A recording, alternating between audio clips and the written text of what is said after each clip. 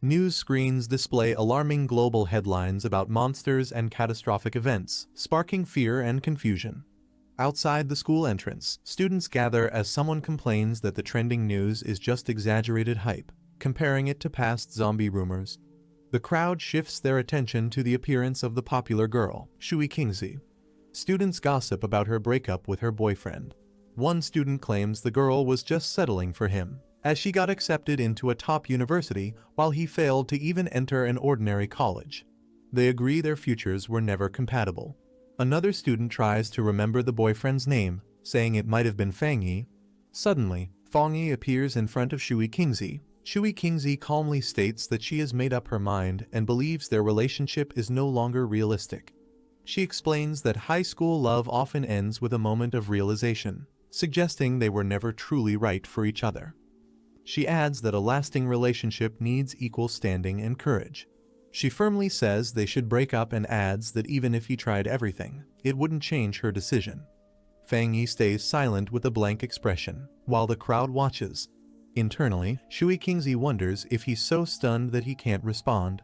The crowd mocks Fangyi silently, assuming he'll beg her to stay since she's the school flower.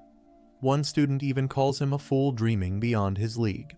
Fangyi casually responds with "all right" and brushes it off. Shui Kingzi is caught off guard and stares in disbelief.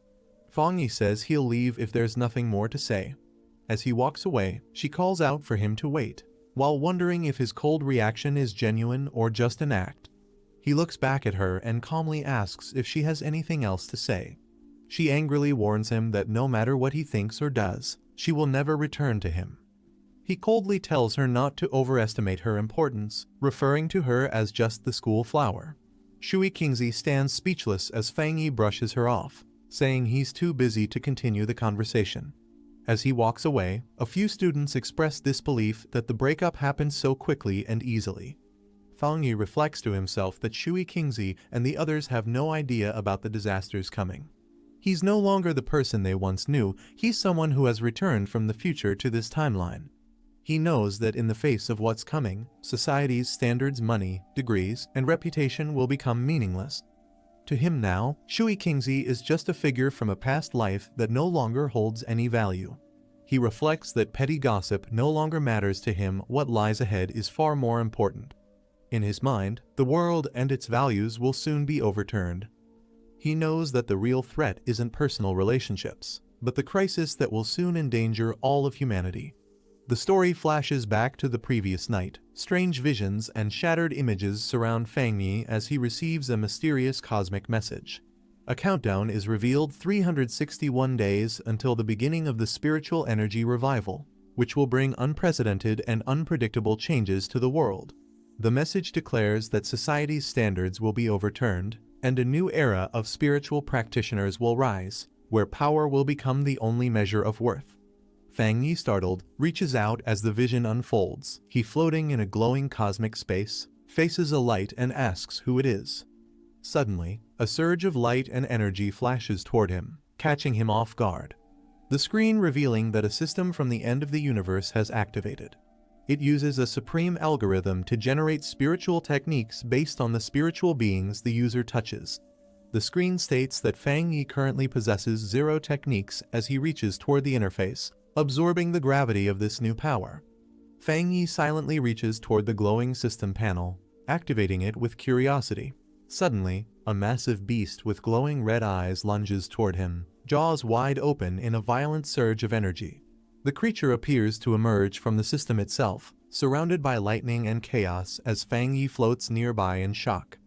His eyes widen as he realizes the danger in front of him. Fangyi sees the fate he once shared with countless ordinary humans. Beads of sweat roll down his face as he processes the memory. He questions if that was truly him in his past life. He recalls how, in that previous life, he was just a powerless person swept up by the disaster, fighting only to survive. Fangyi recalls the darkness of his past as lightning strikes and mutated beasts roam the city. He remembers watching his homeland collapse, powerless to stop the destruction. His past self died in despair, consumed by a burning desire for revenge at the moment of death. In that final moment, the fire in his eyes burned with hatred, reflecting the pain that still lingered within him. He believes the system chose him because of his strong desire for revenge, giving him the chance to return 1 year before the spiritual energy revival.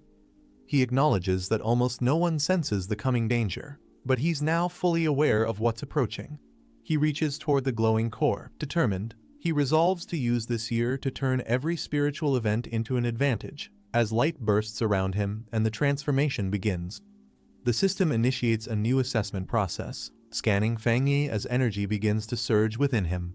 His eyes glow with golden light. The system declares that the user is now bound to it and a new path has opened. Everything in the world can now be used to forge spiritual techniques, making him a powerful practitioner meant to save humanity. Meanwhile, in the outside world, officials announce that humanity is facing an unprecedented crisis and must abandon past knowledge to adapt to the unknown challenges ahead. Fang Yi confirms that this moment marks the beginning. With others nearby, he notes how the authorities haven't reassured the public, only advising people to remain cautious and alert. A phone displays warning alerts with strange images. Fang Yi reflects that such open warnings are unusual. In the past, news like this would have been censored immediately. A quiet auditorium is shown as he explains that the Xia country uses calm, indirect methods to mentally prepare people for disaster without spreading panic. Fang Yi admits it's a tiring and slow approach, but far better than neighboring countries that respond with chaos, violence, or looting when disasters strike. Fang Yi remembers the system's rule: everything strange can become a source of power. So, he knows he must rush to the scene whenever something unusual happens. His eyes narrow as he checks his phone. A headline warns of the highest UV levels in a century at Qingcheng University, along with a heat wave alert for new students, disguised as a casual sun protection notice. Some students nearby dismiss it as media hype, joking that the university probably paid to trend, unaware of the deadly seriousness behind the warning. He looks up at the cloudy sky, noticing how different it seems from the weather warning reports just nearby. He checks his phone and sees the UV index at 0, questioning how Qingcheng University, only 15 minutes away, could be experiencing extreme UV levels. He reads a school announcement stating that registration will proceed as normal despite the intense heat, while online comments joke about the warning being fake or photoshopped. While the public dismisses it as a hoax, Fang Yi smiles subtly, knowing deep down that dangerous is beginning, and he's the only one who understands it. Fang Yi smiles confidently as he senses that his first real opportunity has finally come. The sun blazes unnaturally over Qingcheng University's north gate. He arrives calmly and realizing something is not right with the environment. As students flee from the unbearable heat, Fang Yi calmly observes the glowing particles floating around the campus gate and wonders what they are. He crouches down and reaches toward one of the flickering lights. As his finger touches the glowing orb, it pulses brightly with a surge of energy. A flash of light erupts, and Fang Yi is taken aback by the sudden reaction. The system detects a severe solar-type energy disturbance and immediately initiates the solar attribute data template. He screams in pain as the overwhelming energy surges through his body. A massive burst of radiant light explodes outward, illuminating the entire area with intense solar energy. Onlookers react in shock. Some question if they're hallucinating. Others jokingly call it a Super Saiyan moment, while one compares it to a heavenly being descending to Earth. Fang Yi screams in agony as the solar energy floods through his body. He wonders if the formation is complete, feeling like he's about to die under the strain. Suddenly, the system confirms the formation is complete, and he has obtained the golden sun breathing technique. His transformation is complete. His hair turns white, his eyes glow gold, and his body radiates with powerful solar lightning. At Qingcheng University, the new student welcome day begins under a bright. A crowd forms around the registration area as students line up. One student offers to help a Shui Kingzi carry her luggage. As she draws attention, multiple boys rush over, offering guidance and club flyers, hoping to impress her. Calm, she politely declines with a firm, "Thanks, but no need." A group of students chat excitedly, happy to be in the same city. Shui Kingzi stands beside them, visibly uninterested, thinking they're completely love-struck. Suddenly, a massive explosion of light appears in the distance, drawing everyone's attention and stunning Shui Kingzi. A warning blares through the loudspeakers, advising students to stay away from the north gate due to an incident. With a serious expression, she realizes strange things have been happening everywhere and decides she must investigate it herself. At Qingcheng University's North Gate, amidst the swirling smoke and flames, Fang Yi's appears. A system panel activates, explaining that by staring into the scorching sun and breathing in the burning heat, Fang Yi can perform golden sun breathing to strengthen his body. Without prior learning, a new skill is unlocked, and writing points are gained as golden energy continues to surge around his hands. Fang Yi looks at the system panel, which confirms that a new skill has been unlocked and 59 writing points have been gained. He questions what writing points are. After a brief pause, he decides it doesn't matter, thinking it's obviously something useful, and he'll figure out how to use it later. The sun shines brightly overhead as Fang Yi looks up. Nearby students begin to react to the strange phenomenon. One comments that the sky suddenly went dark, while another says they felt a chill in the air. Someone else calls out that a crowd is forming at the North Gate, and Shui Qingzi is seen among them. A large group of people gathers at the campus entrance. The president of Qingcheng University arrives with security and questions why so many people are present despite a warning message being sent out. He orders everyone to check in immediately, warning that those who don't will lose points.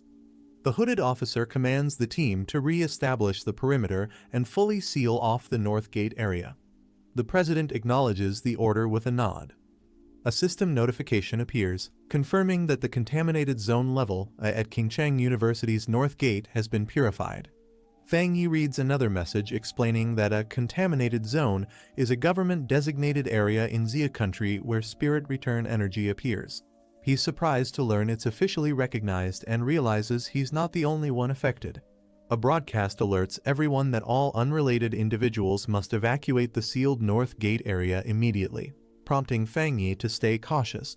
As military personnel take control, someone questions if they are from the army, while others in the crowd express confusion about the situation.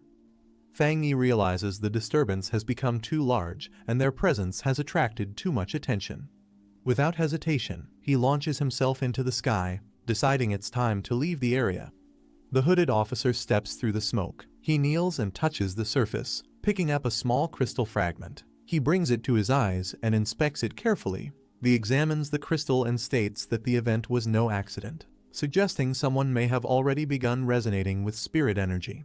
As security orders the crowd to clear out, the officer continues observing the area while other staff try to assist with dispersal.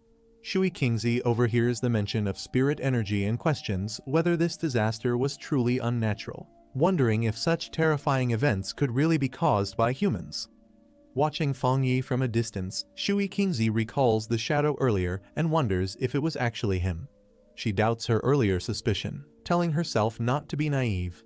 She thinks there's no way Fang Yi, with his mediocre performance, could have entered Qingcheng University. In Fang Yi's house as the sun sets, lying on his bed, Fang Yi struggles with intense heat radiating from his body and wonders why it won't fade. Despite taking cold showers and using air conditioning, nothing helps. He is drenched in sweat and realizes that if this continues, he won't be able to sleep tonight. While wiping sweat from his face, Fang Yi worries that the chaos earlier might have exposed him. He quickly checks his phone and finds a top trending update from the Spirit Energy Practitioners Association about a new ranking system. Recognizing the name, he recalls the group as an obscure online community that occasionally posted spiritual training content, once thought to be pure fantasy. A flash of the cloaked figure from earlier comes to mind, and Fang Yi begins to suspect that the people he encountered at Qingcheng University may have been part of that same association. Fang Yi taps open on the announcement to view more details from the Spirit Energy Practitioners Association, revealing various ranks of spiritual cultivation. He notes that while the content sounds fantastical, the watermark proves it's genuine and officially released by the Xia Country Agency. He reflects that in his past life, he never encountered such information because he was just an ordinary person focused entirely on survival during the disasters.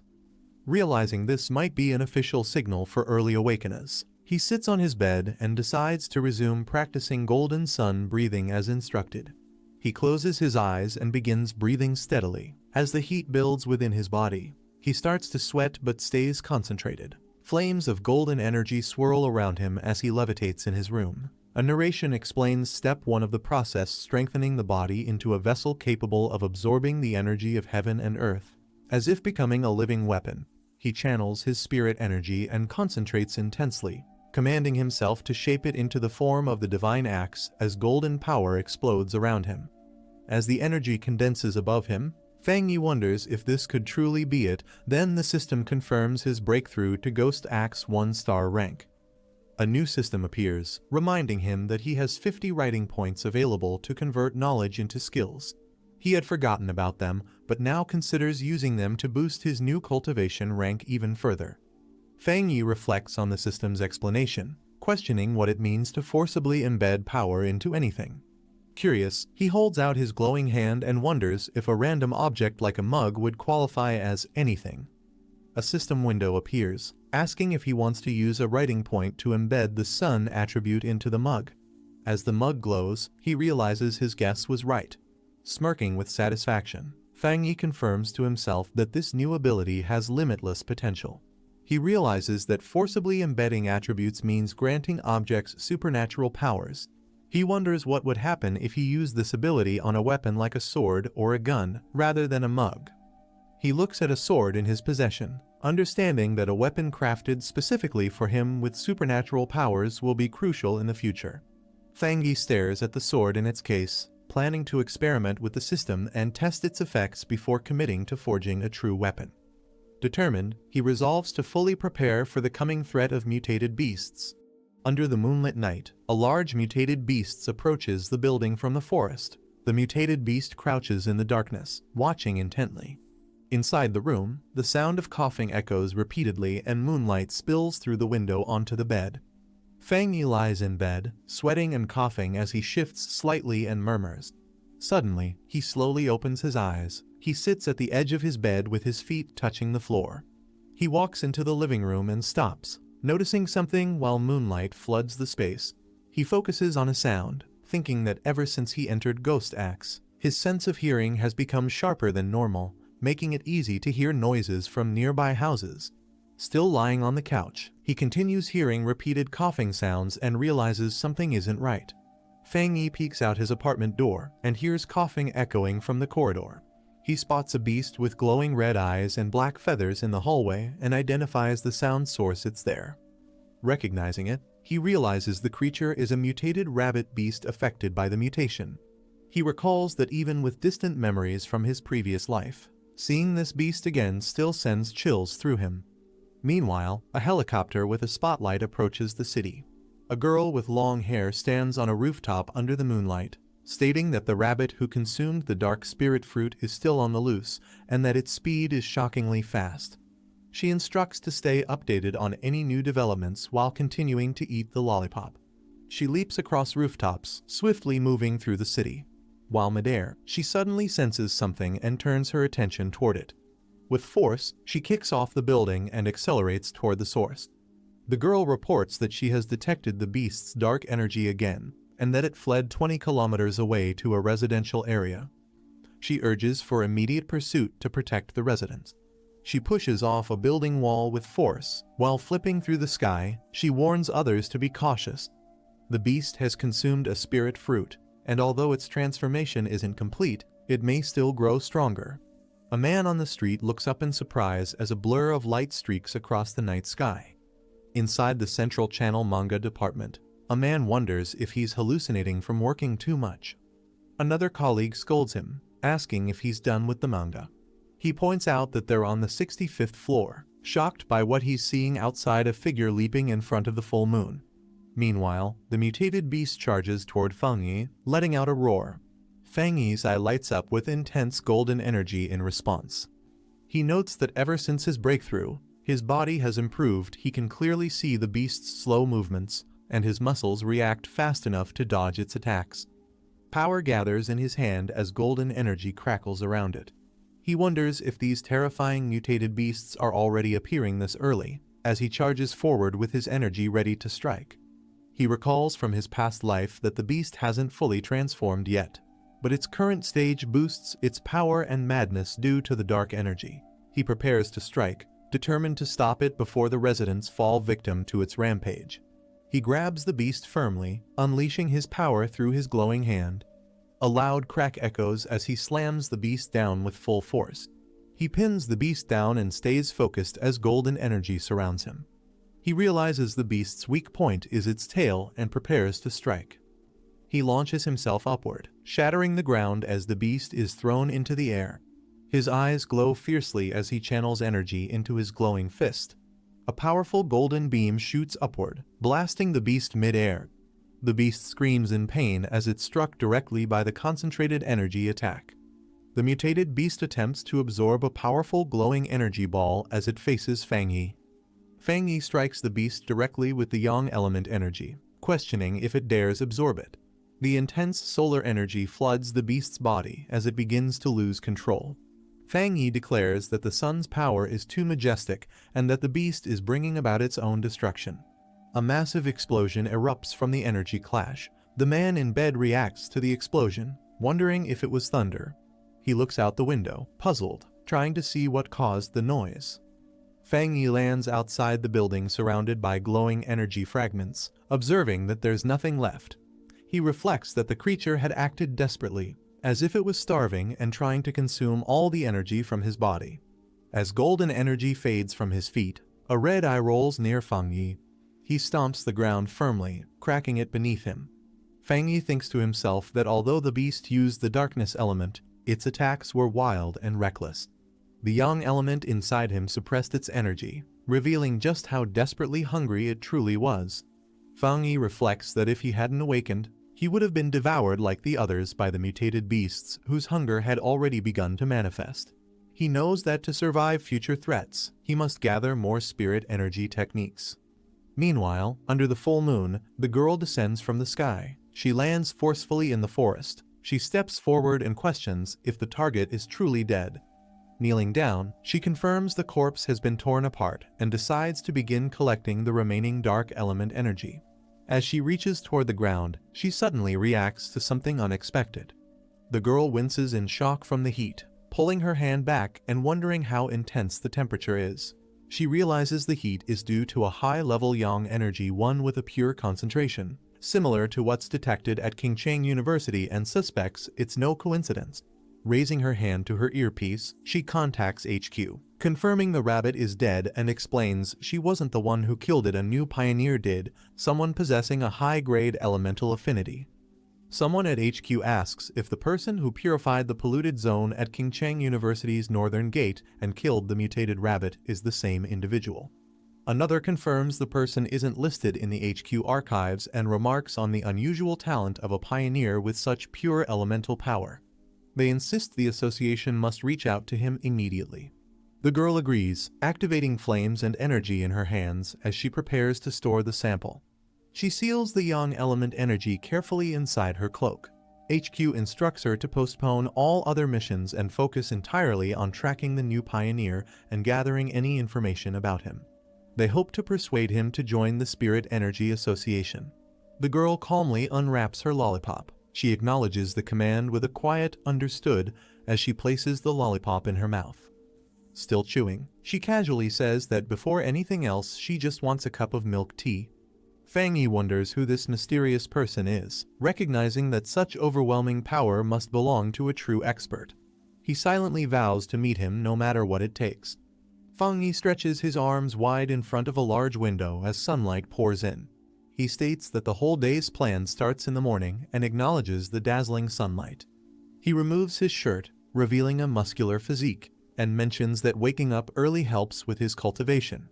As he stands in the sunlight, glowing energy begins swirling around him while he activates the golden sun breathing technique, directing himself to feel the morning sun and operate the technique. Surrounded by radiant golden energy, Fang Yi explains that after entering the Ghost Axe realm, he can now sense the aura of the mountain masterpiece more clearly when using the golden sun breathing technique, which feels like threads circling the divine axe. A sudden explosion of light erupts as he realizes the breakthrough happened faster than expected, surprising him. Fang Yi clenches his glowing fist with determination, channeling the power through his arm as energy surges outward. Lifting the golden axe, he notes it feels much lighter than before. As he swings it, He reflects that cultivation is like chopping wood, what truly matters is persistence. He swings the golden axe downward with force as radiant energy shoots up through his body. He channels the power while standing firm, stating that his axe technique is becoming more refined and destructive. With golden eyes glowing, he senses his body becoming stronger, remarking that his physical toughness has increased. He reflects that although his progress seems fast, it's due to unused residual energy from his previous breakthrough to 1 star. Surrounded by golden flames, Fangi decides that from now on, he must level up gradually, 1 step at a time.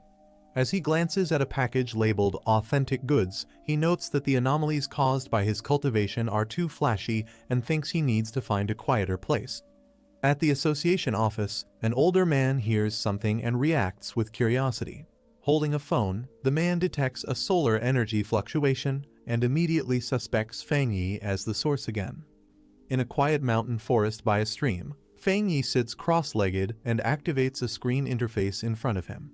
When prompted to use code points to implant a yang attribute into an item, he confirms with a yes as golden energy wraps around him. He recalls a past attempt where he used a figurine as a weapon. The coding worked, but it couldn't handle the yang attribute's power. Now wielding a new blade, Fang Yi senses that not all props can be turned into weapons. But this one is different. He feels the blade and his body share the same origin and resonate together strongly. The screen confirms that the coding was successful. Surrounded by golden energy, Fang Yi praises the weapon and prepares to test its power with a strong swing. Shocked by the overwhelming force, he exclaims in surprise as a massive burst of light explodes from the weapon. Holding the glowing blade with a confident stance, Fang Yi unleashes a fiery arc of energy in a wide slash. Fang Yi unleashes a massive slash that nearly causes a wildfire, relieved that the situation didn't get worse. Seeing the smoke and destruction, he realizes it was too loud and he's probably already been noticed. He prepares to leave quickly. Meanwhile, the girl rushes toward the scene, frustrated and yelling repeatedly in anger. She complains that she only went to redeem a coupon and buy milk tea, but missed something important, blaming her bad luck on retrograde Mercury. The girl looks surprised and shouts in shock upon realizing something about a hot spring. As she rushes through swirling smoke, she questions what the Buddha statue just did and wonders how to handle the aftermath and where to report it. With teary eyes, she worries about getting scolded by the cleanup department again and complains that ever since they appeared, nothing good has happened. Suddenly, she's caught off guard as something hits her from behind. The girl is shocked and yells in disbelief, realizing that last night the aura was still 1-star ghost axe, but now it has advanced to 2-star and even carries the presence of a spirit weapon. A visual explanation describes spirit weapons as powerful tools infused with attributes, far beyond ordinary weapons. She notes that spirit weapons are extremely rare, with the association only possessing 2. She's confused how someone else could have one, especially since current tech is still incomplete and restricted from public use. After a pause, she nervously laughs it off, saying it must be a mistake on her part. Sitting by the stream, she prepares to cool it down and clean up the aftermath. Walking through the forest, Fang Yi reflects that his weapon has the yang attribute now, but the system never said it was limited to just 1. Remembering the system's words, he notes that many techniques can be coded, and anything in the world can become coding material. He wonders if he can stack multiple attributes onto the same weapon. While checking his phone, Fang Yi receives a message from someone asking if he's a pioneer.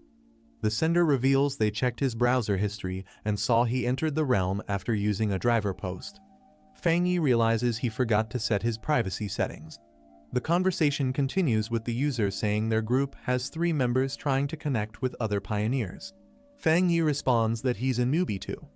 They ask about his cultivation progress, mention how tough the body tempering divine axe is, and share a rumor about a national team player reaching that realm. Fang Yi replies that it sounds impressive. Fang Yi is surprised to learn that even official military recruits are still only at the Ghost Axe realm. He receives a message from IDUG-72 about a newly formed pollution zone and a suggestion to team up, offering safety and shared loot. Fang Yi is intrigued and questions the new zone. He asks for the location, and IDUG-72 sends a compressed data file titled Dark River Molten Dragon. Fang Yi begins extracting the file.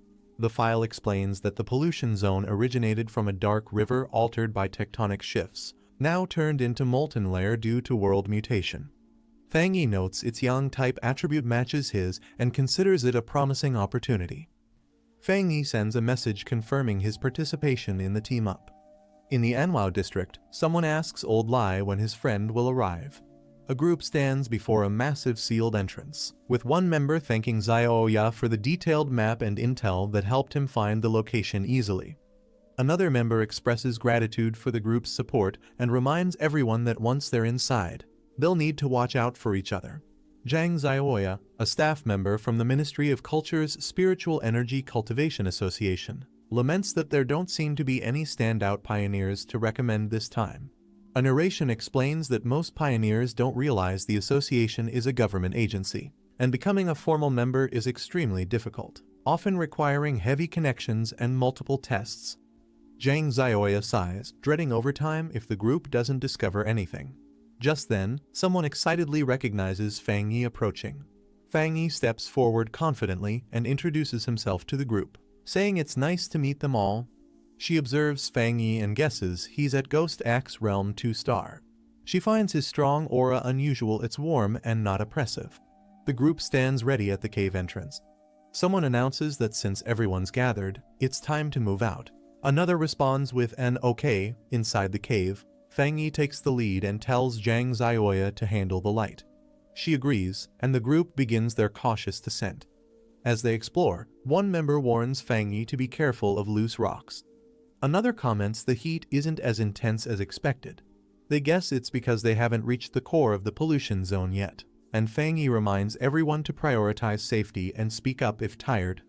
Fang Yi reflects that although he arrived last, the group has already welcomed him warmly. He senses their friendliness is genuine, whether out of kindness or survival instinct. The team reaches a cavern filled with glowing molten lava. One of them exclaims in awe, realizing it really is lava. Fang Yi suddenly steps forward toward the lava without hesitation, alarming the group.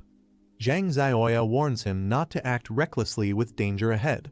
Ignoring their shouts, Fang Yi plunges a weapon into the lava. The others panic, yelling at him for being reckless and shouting to pull him back immediately. Flames erupt violently from the lava pit as Fang Yi makes contact, shocking the rest of the team.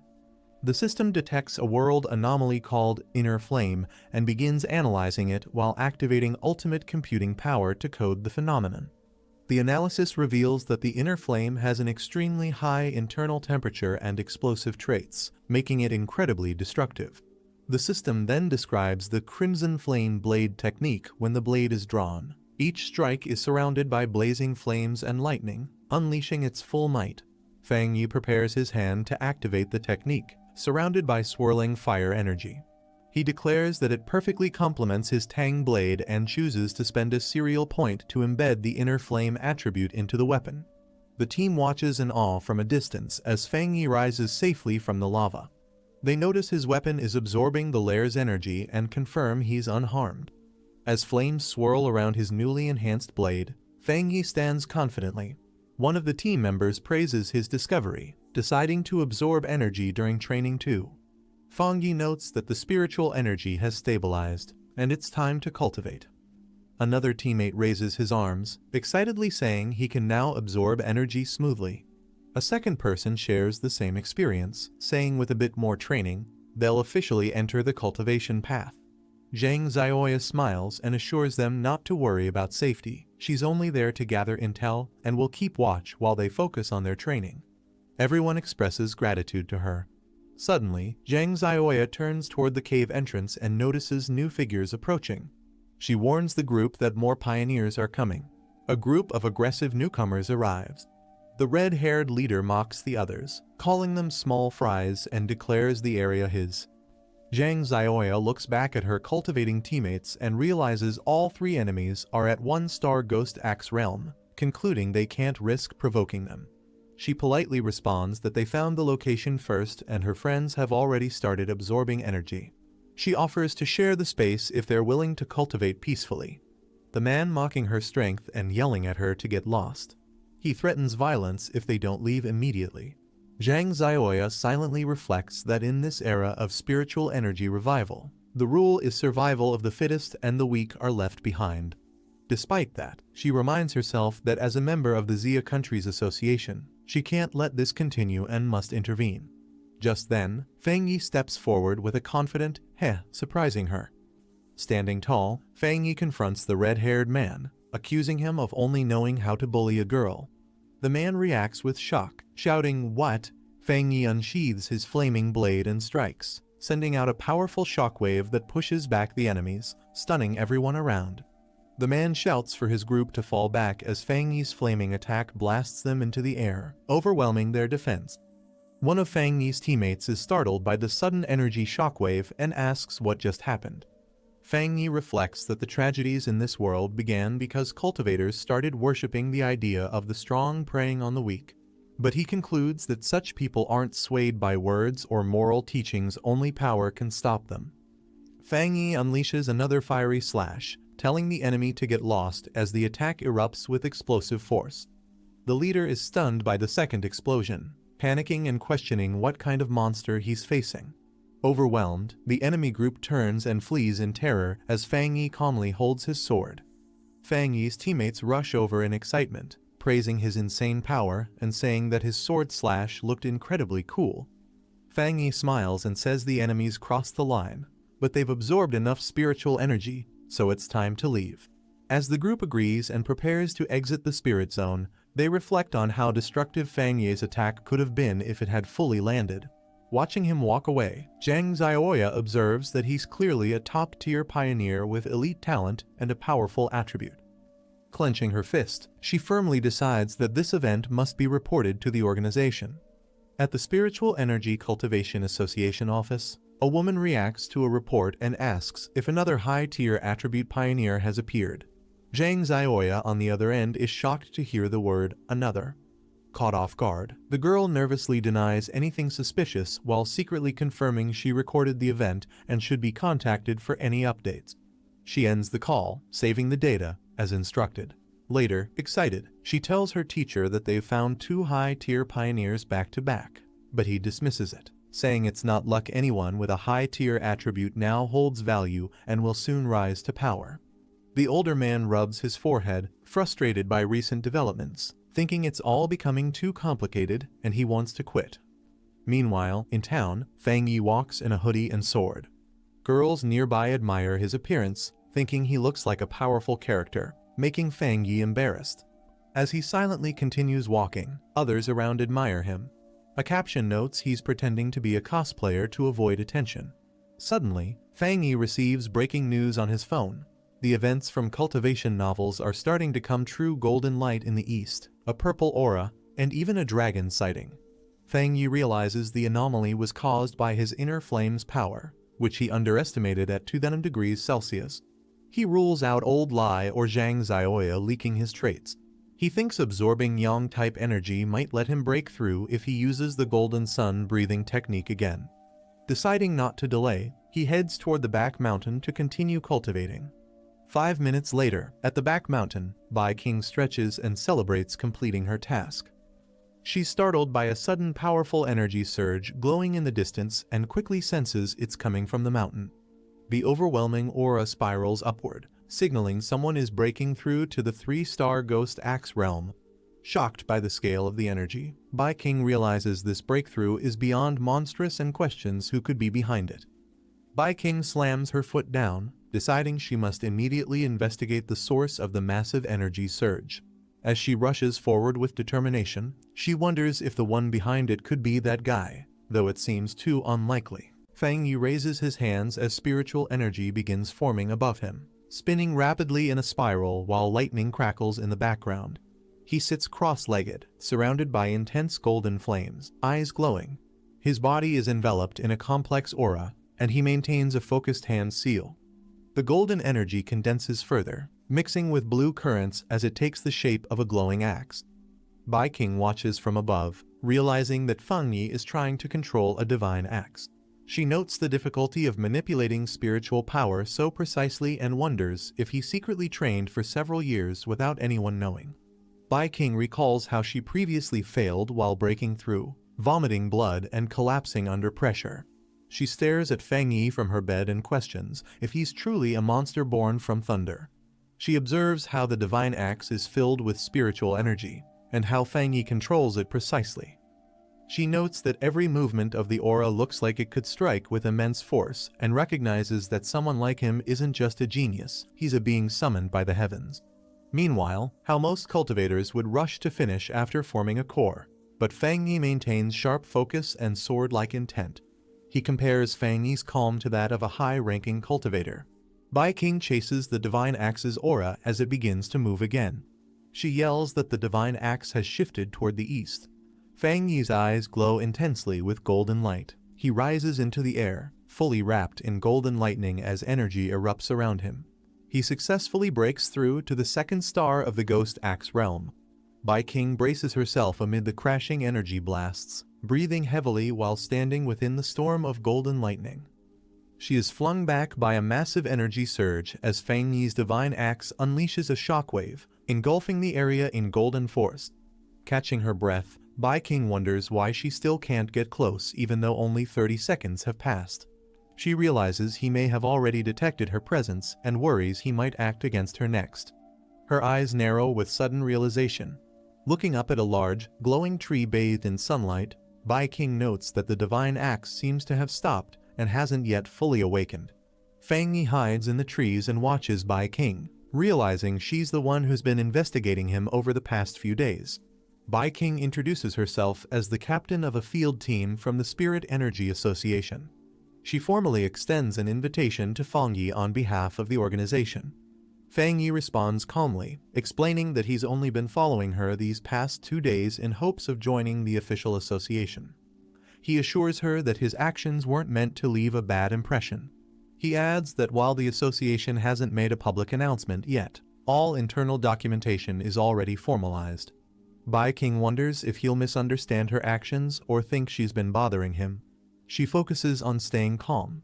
Fang Yi questions Bai King's reasoning. She tries to answer but hesitates, overwhelmed by his directness. She debates whether to be honest, unsure if revealing the truth would make things worse. He explains that he wanted to locate the Spirit Energy Association early to integrate with their system and correct misunderstandings about rogue cultivators, giving both sides more clarity. He acknowledges that despite their differences, they all must face the same threats ahead. Fang Yi admits that if he were her, he wouldn't trust someone like him easily either, and joining an organization without certainty feels like deception. Bai King remains silent, visibly affected by his honesty. Bai King pulls out her ID card and formally introduces herself as Su Mantang, an athlete from the Spirit Energy Association. She enthusiastically holds her badge up high, hoping Fang Yi recognizes her. She asks him to believe her, treating it like proof of her sincerity. Fang Yi examines her and mutters that her name does seem a bit familiar to him. Fang Yi realizes she had better conditions and training, which likely helped her become an elite runner. He acknowledges it explains her speed, but something still bothers him. Fang Yi looks serious, remembering that in his previous life, Su Mantang failed to fulfill her mission and humanity was ultimately wiped out. He recalls the destruction of the world and thinks that now that he's been reborn and granted a system, he must one day join their cause, but the time isn't right yet. Su Mantang smiles and says she really does recognize him, hoping it builds trust. Fang Yi quickly leaps away, telling her he'll consider the offer, leaving behind a trail of wind. Fang Yi reappears behind Su Mantang and tells her to temporarily keep his identity and actions a secret from others. Based on her conduct, he concludes that the Spirit Energy Association likely trusts her more than other scouts. He internally decides to make use of her abilities, believing she can serve his goals well. Su Mantang agrees to cooperate but says the association has already noticed the disturbance from his breakthrough and she must still report it eventually, perhaps in half a year. Fang Yi accepts the condition and calmly agrees. Su Mantang leaps through the forest, frustrated that Fang Yi slipped away again. She complains about always missing her chance and the tiring task of reporting back. She grumbles about cleaning up after others' messes, then tells herself to stop dwelling on it. Since she's already on assignment outside, she might as well finish it properly. Receiving a message through her earpiece, Su Mantang is shocked to hear that an abnormal has reappeared. She quickly asks if it's active again. She recalls the brutal monster pack responsible for past horrors. She vows never to forget them. Dark red creatures with twisted forms crawl through ruined cities, hunting, biting, and killing without reason. They target humans and spread chaos wherever they appear. The creatures are classified as abnormal beings by the Spirit Energy Association. Their actions vary in behavior, with some attacking randomly and others following complex strategies. If they're not eliminated early, they grow stronger by absorbing aura, becoming more destructive and difficult to handle. Lightning strikes violently in the middle of a heavy rainstorm, illuminating tall city buildings. Fang Yi steps into a puddle as rain pours heavily. Emergency warnings flash on electronic screens, announcing that the area has entered a dangerous state and civilians should evacuate immediately. Passers-by comment on how frequent these anomalies have become. Fang Yi looks up. He notes the intense lightning pressure in the atmosphere and realizes that the center of the storm is still moving. Fang Yi climbs a flight of stairs in the rain. He stops before a distant mountain struck by purple lightning and mutters that the signal is coming from there. Without hesitation, he leaps forward into the storm. He lands with speed, sprinting up the slope toward the mountain. He receives a system alert confirming the area ahead is contaminated target location, Jade Peak. Another display identifies Jade Peak as a 545-meter mountain and a notable landmark in the city. Fang Yi approaches through the misty, skeletal forest littered with bones. The system reports that the contamination level is currently unknown. Fang Yi continues forward without hesitation. Suddenly, Fang Yi's eyes sharpen as he senses something unusual nearby. A massive bolt of bright blue lightning strikes down in front of him. The meeting begins with a report showing a mountain struck by lightning. They explain that the spiritual energy levels are rising, and the danger level of Yuhuang Peak is increasing rapidly. A man in a suit says, "This is a serious situation." The original cleanup team was reassigned, so the emergency meeting was called. He then asks King Yin to continue the briefing. Bai King, in front of the council, explains that currently the peak is inaccessible due to explosive lightning-type spiritual energy. They had only rated it as an A-level pollution zone so far. Bai King adds that in 1 hour, it will reach a level that demands a new emergency classification. However, based on past data, no one in their district, including herself, has the ability to approach it safely. The officials review death rate estimates and conclude that even Ghost Axe Tier 3 elites have a 100% fatality rate if deployed into the contaminated zone. Another officer proposes immediate lockdown around Yuhuang Peak's base with 24-hour patrols to stop anyone from entering. A second officer agrees, stating the mountain must be sealed completely from the root of the danger. They finalize the decision. No one is allowed near the spirit turbulence until energy levels drop. The zone will remain locked for safety. Suddenly, lightning crashes into the mountain. Amid the rain and flashing light, Fang Yi appears in a hooded cloak, muttering to himself that he will reclaim his memory. Fang Yi stands amid the storm, but realizes it's not enough. To absorb the powerful spiritual energy, he must move deeper into the mountain's core. He reflects on the deadly nature of this energy and its origins. Even ordinary monsters are now strengthened, and the danger level is rising with distortions in space and time. Although he now controls Golden Sun breathing technique and Flame Blade, Fang Yi knows he still lacks the strength to fully wield these powers. Future enemies will be far more terrifying, and even cultivators might struggle against them. He prepares his weapons carefully, combining fire and blade traits to increase his attack power. However, he notes that overuse may also cause severe damage to his body. Only by pushing his limits can he survive what lies ahead. Fang Yi senses the immense lightning energy surrounding him and sees it as the perfect chance to further strengthen his body. He reflects that constant growth requires opportunities hidden within nature's extremes, and he must seize those moments no matter how dangerous. He understands that if he misses this chance, he can only wait for death under the heavens. As a bolt of lightning strikes down, his eyes glow intensely. Gripping his blade tightly, he braces himself for what's to come. As lightning strikes, Fang Yi braces for impact. He marvels at the overwhelming force crashing into him. As he channels his strength, sparks and energy swirl around him, while he clutches his weapon tighter. Caught in the center of the storm, he screams while absorbing the energy, enduring the painful surge through sheer willpower. Breathing heavily but still standing, Fang Yi grips his blade and steadies himself. Fang Yi stands firm, feeling the deadly lightning attribute in his sword. He senses that this force is like a punishment from the heavens. The pressure increases, forcing him to clench his fists and grit his teeth. He realizes that even nearing the lightning's core could crush him instantly. He looks up at the storm, wondering how he can make this wild power submit to him.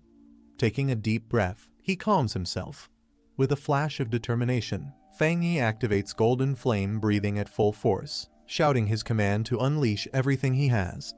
Fang Yi charges upward with blazing force, clashing directly with the incoming lightning. Flames burst from his body as he strikes, combining fire and lightning in a single explosive leap toward the sky. Despite blood dripping from his mouth, Fang Yi doesn't falter. With full strength, he pushes forward into the heart of the storm, declaring that he will survive through death itself. He feels the powerful spiritual energy stir through his body, shaking his core and electrifying every cell with intense force. With glowing eyes, he declares that the storm wants him dead, but he refuses to yield. The lightning energy rages forward, expanding wildly as Fang Yi braces for the final clash. A notification appears. A massive surge of lightning energy is being detected and recorded. Meanwhile, people in the city watch the storm from a tower, shocked by the scale of the lightning strike. Fang Yi is engulfed in a massive explosion of lightning and fire. A system message confirms he has obtained Divine Thunder Tempering. Another system prompt appears. Heavenly Thunder drawn, body refined into divinity awarded 50 system points. Surrounded by radiant energy, Fang Yi floats above the mountain. As the inheritor of Divine Thunder, he now carries both lightning and fire attributes, and his presence begins to reshape the weather itself. Fang Yi declares that lightning is both his fangs and his shield. He feels its power flowing through him, enhancing both his offense and defense. He channels the lightning energy into his body and notes that even as it tests him, it does not cause pain. It offers both danger and opportunity. A system prompt appears, offering him the Pure Judgment lightning ability, capable of delivering 300% damage to evil beings. It asks if he wants to spend system points to acquire it. Fang Yi wonders if he should embed this lightning energy into his blade. Though doing so could damage its structure, it may also break through its limits. Fang Yi considers the risk. If he injects too much lightning attribute, the weapon might not be able to withstand it. A system prompt asks if he wants to embed the lightning attribute into the object. He makes his decision, stating the energy should go into his right hand. Smiling slightly, Fang Yi confirms the command with a firm yes, ready to proceed. Lightning gathers in his hand as he prepares to absorb the power directly. In the next day, at the Yuhuang Peak, military personnel observe the aftermath of the spiritual storm. One officer reports that, unlike expected, someone had already entered the mountain before them. The officer, addressed as Major Han Lai, confirms that the person was a pioneer. Bai King is surprised to hear this and rushes forward to ask if the person survived. Kneeling on the ground, Bai King remains silent as the wind blows around her. She explains she can't sense his attributes or how long he's been gone. The violent lightning from yesterday has made it difficult to track him. Bai King learns the incident occurred around 6 or 7 a.m., with the person entering the mountain just before the team arrived. She's surprised and asks why they didn't detect him. The officer explains that the spiritual burst time matched their association's earlier predictions exactly 7 a.m., and the person might have entered before the data was finalized. Standing over the lightning-scorched peak, the officer says the pollution level was expected to reach this rank, but afterward, the spiritual density dropped drastically. He suspects the intruder may have lightning-based powers, which helped him absorb the energy. He concludes that the person not only survived, but possibly used this event as a rare opportunity. The outcome was too precise to be a coincidence, and the person acted faster than their entire team. Bai King and the officer agree that someone capable of such power is dangerous. They question where this person truly stands, friend or threat. If he's a danger to society, they say, he must be found quickly, as his presence could lead to disaster greater than any anomaly. Meanwhile, Fang Yi wakes up casually in his home, rubbing his head while his sword rests beside him. Back at the command center, the officer declares that no matter the cost, the mysterious person must be located. He assigns a code name, Tyrant, Someone says they hope the association can recruit tyrants soon. They plan to seal the information and begin an investigation. One of them mentions that a high-level pioneer is trying to establish contact. Another orders Xiao Su to report to Major Han. Bai King looks surprised and says, "Eh?"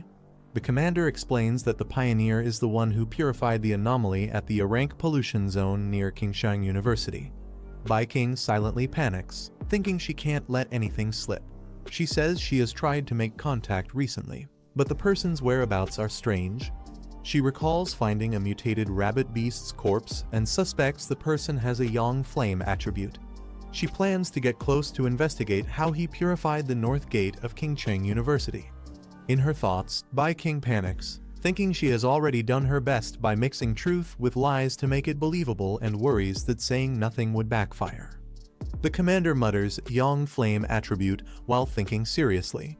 The commander thanks Xiao Su for her hard work and says they need young talents. Bai King salutes and replies that it's her duty and she will continue doing her best. The commander says they'll release false signals disguised as natural disasters and ends the discussion.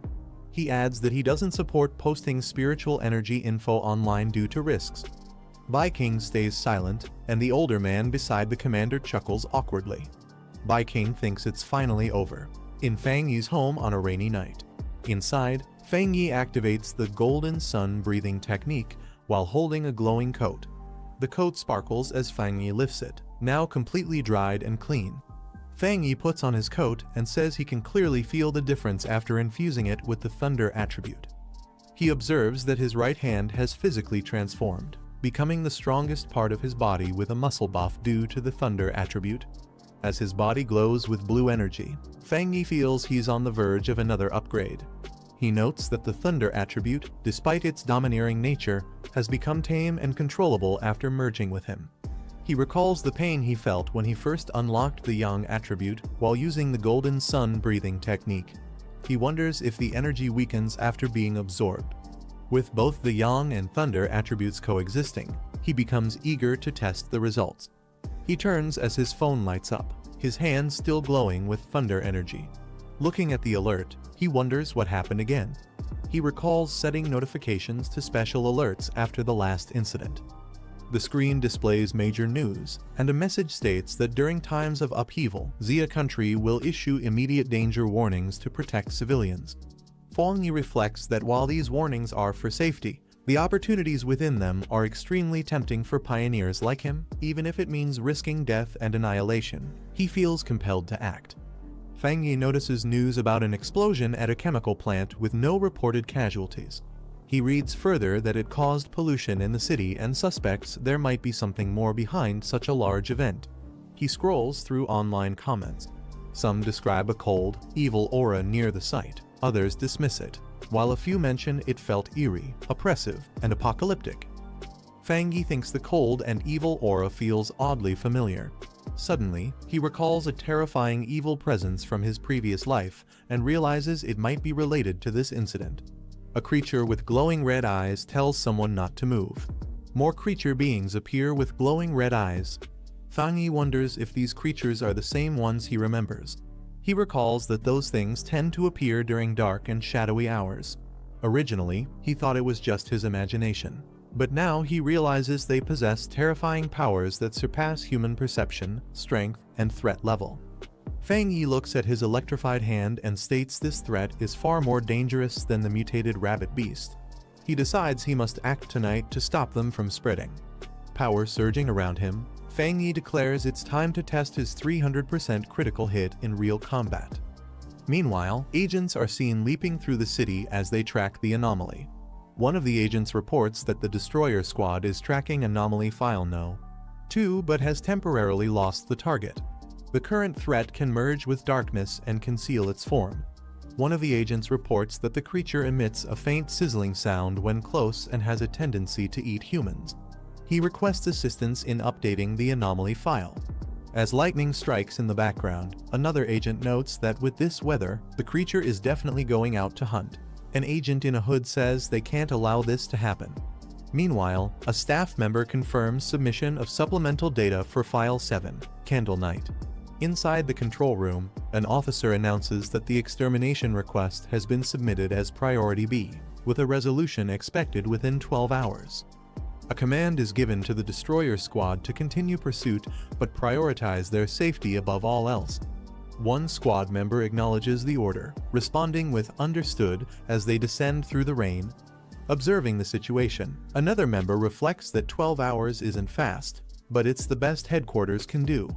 He notes that with anomalies reviving everywhere across Xia country, even headquarters struggles to keep up.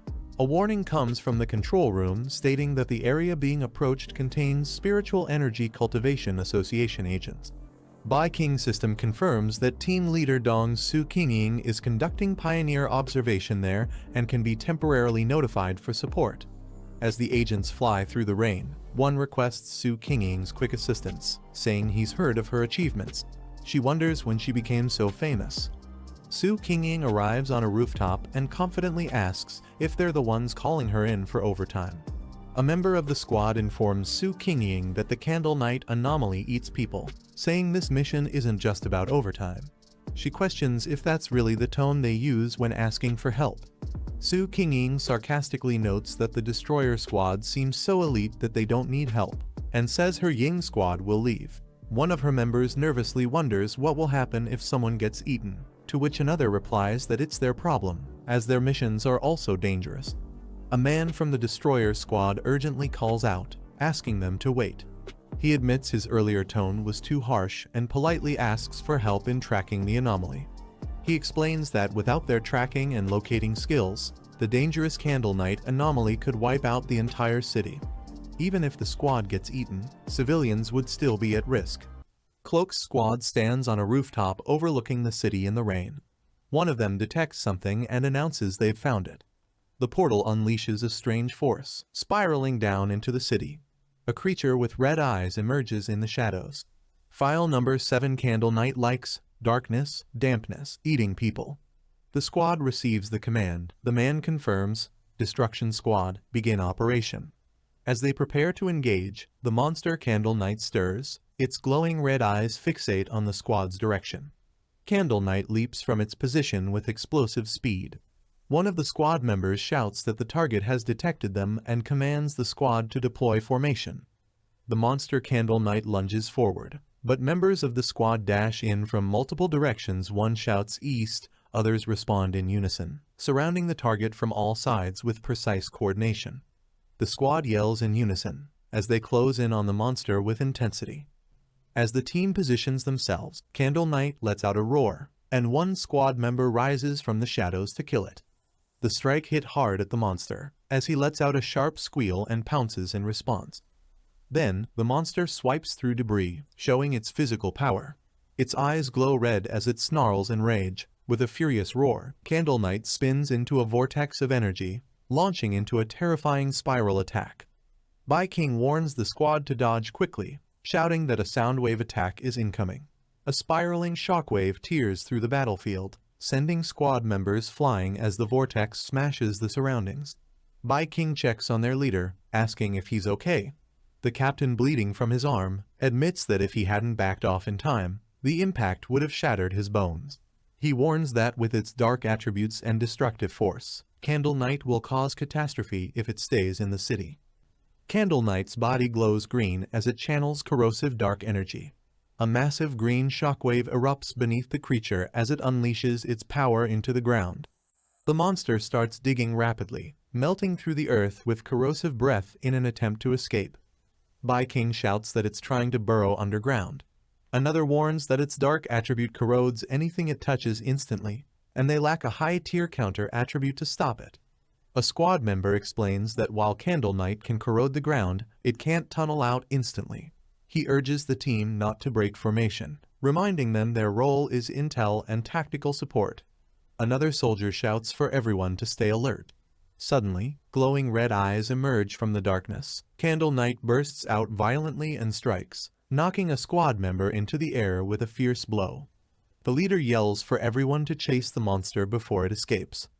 As they follow the green energy trail, a surge in spiritual energy is detected. Reaching a rooftop, one member notices the spike and commands the others to wait outside, while they follow the target in. Inside an abandoned factory, the lead scout prepares to scan for spiritual energy readings before proceeding. The leader asks if the device on the Bi-King wrist is the new auxiliary tool from the association. She confirms and explains that the average squad can handle anomaly levels up to 50. The creature they chased was just below that at 48. Suddenly, the watch spikes to 80 and continues rising, shocking them. She realizes there's more than one anomaly present. As the group enters the factory, a dark serpent looms above. They both turn in alarm as a loud crash behind them confirms they're not alone. Another threat has arrived. Bi-King realizes they were tricked. Candle Knight lured them in to trap them with another anomaly. She tells the group they must retreat immediately. The leader suggests heading to the door. If the anomaly wants to stop them, it will have to reveal itself. Together, they fire an attack to force the door open. As they run, Bi-King is struck by something and collapses, gasping in pain. She realizes her senses and body are being overtaken by the poison gas as a dark creature looms in the mist. She calls out to the others but gets no reply. Alone in the mist-filled factory, she suspects they're nearby but unable to respond. Holding her communicator, she pieces it together. Candle Knight lured them in, but the poisonous place belongs to another anomaly, likely a giant serpent. The serpent's face emerges from the toxic fog. She realizes that unlike Candle Knight's dark powers, this mist is poisonous and began affecting them the moment they entered. The gas not only paralyzes senses but drains spiritual energy rapidly. She knows if she tries to attack now, her energy will run out. She's already close to collapse. Lying on the ground, she questions what kind of anomaly could possess such intelligence and overwhelming power. It feels like they're being toyed with. Her body collapses completely. A faint light breaks through the ceiling above, but she's too weak to move. As her eye barely opens, struggling to stay conscious as she senses something approaching, Fang Yi crashes down from above, descending with confidence. He lands firmly on the ground, cracking the floor beneath him with sheer impact. Standing tall, he faces the looming serpent and confirms it's a dark attribute anomaly, unfazed and fully in control. The black serpent lunges with jaws wide open, aiming to devour the intruder. He dodges swiftly, but a second creature, Candle Knight, crashes into him from above. He's forced back, growling in frustration as both enemies close in. Realizing the truth mid-battle, he confirms there are two anomalies working together. He smirks, realizing one anomaly lures while the other harvests.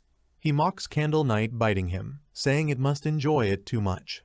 Power surges through him as he activates thunder energy. He slashes through the serpent, burning its body with a blazing attack enhanced by thunder. With lightning crackling, he turns to the next enemy and challenges it to handle fire next. The black serpent opens its mouth wide, revealing sharp fangs as green liquid drips from its eye. Fang Yi swings his glowing golden weapon in a fast motion toward the black serpent. He tells the serpent to focus on the blade. The black serpent coils its massive body, facing the glowing attack ahead. Fang Yi strikes down the black serpent's head with his glowing blade. He lands and faces the black serpent as it looms forward. Fang Yi notices something unusual, then sees the black serpent's mouth glowing green. Observing the serpent's attack, Fang Yi notes that it had a follow-up move as expected. The black serpent's head is struck by a surge of blue lightning, causing it to react in shock. The serpent roars as the lightning spreads violently through its body. Fang Yi notes that sensing the attack in advance was fortunate, as the serpent's dark aura is more dangerous than Candle Knight's. He explains that while wielding the Tang sword and using the power of infernal flame, he controlled and retracted the force, then used the sword to channel thunderbolt power into the serpent's body. He explains that while Candle Knight is fierce, its power is weak and can only harm a few humans, but the black serpent is different. He notices purple marks on his arm and identifies them as snake scales. Fang Yi realizes the black serpent is a cunning mutated species with improved intelligence, capable of deadly sneak attacks. He notes its poison has a built-in paralyzing effect that kills silently without leaving a trace. He looks at the mark closely, revealing a cut on his skin. Fang Yi feels a sharp pain, but notes it must be due to the circulating golden sun breathing technique in his body. He explains that the yang flame attribute can dissolve poison, while the golden sun breathing technique protects, heals, and purifies, giving him a clear pain response to warn of incoming poison attacks. Fang Yi thinks that for others without his defenses, the poison could be incurable, and observes that the serpent likely relies on ambush tactics to grow to its size, being around 3-star Ghost Axe rank. He adds that with Candle Knight as its partner, it becomes the perfect trap for elite pioneers, and it has likely devoured many people who never reached the association. The black serpent burns away, leaving only its skeleton as Fang Yi notes that no matter how dangerous it was, its end is ash and dust. He reflects that while the infernal flame was strong, the thunder attribute's triple critical hit was the highlight, making his combat ability decent among pioneers. Fang Yi stands silently in front of the blazing flames.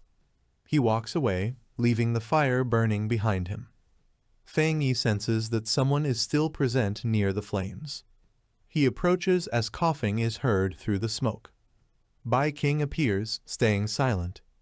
Fang Yi recognizes her as someone from the association, recalling her name starts with Su, while another person tells her there's no need to pretend. Fang Yi tells Bai King that her act of playing dead needs improvement.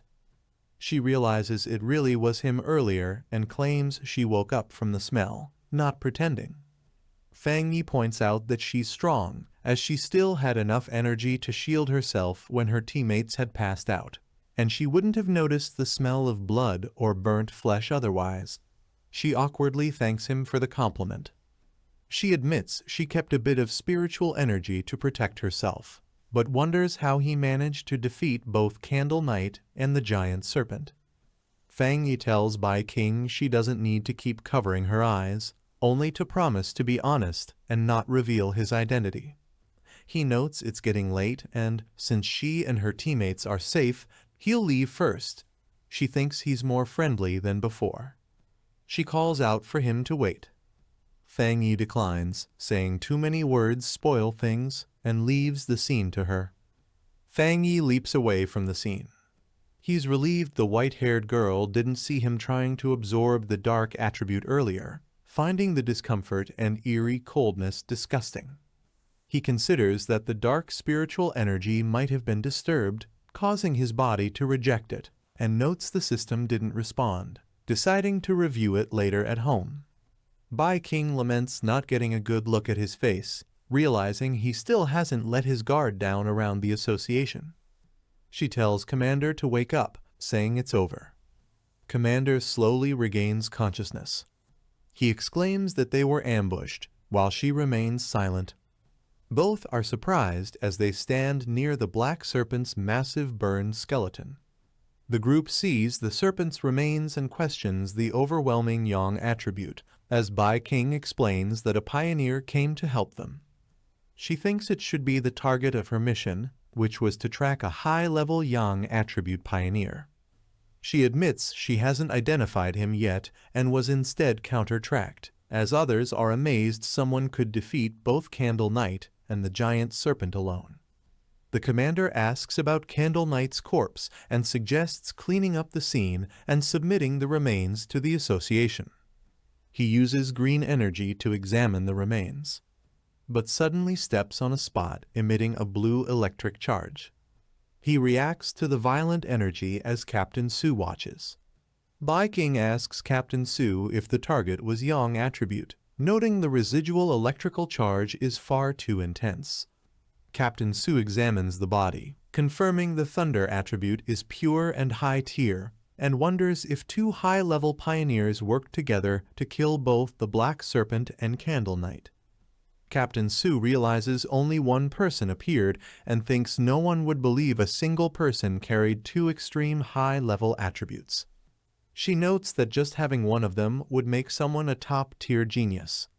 She calls it a dual high-tier attribute pioneer, something nearly unheard of, identifying one as the young Flame Walker. She identifies the other as the Thunder Tyrant. Fang Yi stands surrounded by lightning, holding a fiery weapon, while someone questions what kind of person he is. He thinks about how it was a good decision to have his team stationed outside the factory, knowing they would report to the association if he stayed inside too long. Bai King is hugged by two people who express relief that she is alive and say they thought they had lost her forever, wondering what they would have done if she had died. An association member examines a digital screen, with their task now focused on scanning residual spiritual energy, analyzing traces. Association reconnaissance personnel scan the ground for traces and report the outcome to the association.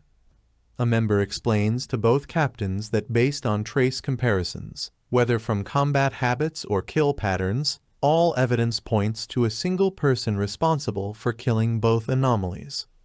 Captain Su states there is a 99% probability it's the same individual. One man remarks that it really is a dual high-tier attribute pioneer, admitting he thought they had made a mistake. Captain Su agrees, noting either of the anomalies alone could have wiped them out, and another adds that this powerhouse defeated them in a single strike. Even though they are all in the Ghost Axe realm, the power gap is enormous. Bai King says her surveillance target has appeared, the data has been updated, and she needs to report to the higher-ups. She reports that both Tyrant and the North Gate of Qingcheng University were her assigned targets. A man on the phone responds that he understands the situation and tells Xiao Su to pause her mission for now. She hears that since the target saved her, eliminated the anomalies, and secured the area, it means he doesn't resent the association and isn't their enemy. However, for her safety and to make a good impression on him, she should avoid contacting him for now, even though Old Han disagrees with this view. She says she has one theory about something that happened before, when Tyrant was about to advance at the back mountain. The man on the phone asks what it is. Bai King explains that she once sensed an incredibly strong aura in the area where he was active and suspected he might have a spiritual weapon, though she thought it was unlikely. But now that it's confirmed he is a dual high-tier attribute pioneer, she believes otherwise. The man asks in surprise if he has a spiritual weapon. The man says it's unlikely for someone, no matter how gifted, to possess a spiritual weapon without outside help or resources. He adds that the reconnaissance team found no traces of a third spiritual energy attribute usually linked to a spiritual weapon. Bai King explains that when she came into contact, the spiritual weapon aura she sensed was of the Yang attribute. The man understands, saying that if the weapon's attribute comes directly from his own Yang energy, then if he is a spirit creation realm cultivator, it is theoretically possible for him to create it on his own. Bai King reacts with surprise, noting that spirit creation realm cultivators are extremely rare worldwide, with barely more than 2 known. She adds that if this person possesses a third attribute, it would completely shift the balance and shake the entire pioneer community. The man explains that research shows different attributes clash within the human body, making it nearly impossible for them to coexist, and so far no pioneer has ever been confirmed to possess 3 different spiritual attributes. He says that if the person truly has a spiritual weapon, the absence of a detected third attribute might actually be good. He hopes such a powerful pioneer never becomes humanity's enemy. Meanwhile, the man believed to be the subject showers quietly. Fongyi notes that there's less than a year until the official spiritual energy revival, yet anomalies and phenomena are already erupting everywhere, becoming highly active. He mentions that many pioneers, including himself, have started cultivating on their own. He explains that once the interface between the body and the spiritual world is opened, people become more sensitive to changes in heaven and earth, like those in the underground river before. He adds that even without Xia country's official recognition, self-trained pioneers have generally reached the level of 1-star ghost penetration realm. He notes that with Xia country reaching out to wild pioneers like him, it shows that both official and wild pioneers are in a relatively peaceful phase of mutual exploration. Anomalies remain within controllable limits, and there is no serious conflict among pioneers yet. As he dresses, he reflects that although the government has established the Spiritual Energy Cultivation Association, it has not gone public. People everywhere are discussing local instability and unexplained phenomena, showing the government's attempt to both protect humanity and issue early warnings. He points out that the problem lies in the government's lack of confidence in launching a full-scale cultivation era. Fang Yi reflects that with such a large population, if information goes public before full collapse, internal unrest will cause chaos and death. Even recognized pioneers can't yet stabilize societal upheaval, and both internal and external threats will only hasten the collapse. He thinks the government's cautious approach isn't wrong, as human hearts are more dangerous than ghosts or gods. However, what worries him is that anomalies are developing faster than he expected. He recalls that what he encountered today was a typical mutated product of dark attribute contamination. From touching the black mist, he could tell it belonged to a sub-branch of the dark attribute known as the shadow attribute, a natural enemy to pioneers. These anomalies are more intelligent than typical exotic beasts, do not rely solely on instincts, and see pioneer bodies as valuable resources. They may even work together to trap and kill pioneers. Fang Yi notes that while these anomalies are not yet at the same level as the true dark-type anomalies he has seen before, a single one of those could destroy a country or even a continent. Fang Yi notes that if he hadn't tracked them today, the squad and the one trying to recruit him might not have survived. He reflects that even as a sub-attribute, dark attribute powers are extremely dangerous. If it's labeled temporarily unabsorbable, it means he might eventually be able to absorb it once conditions are met, possibly turning the tide.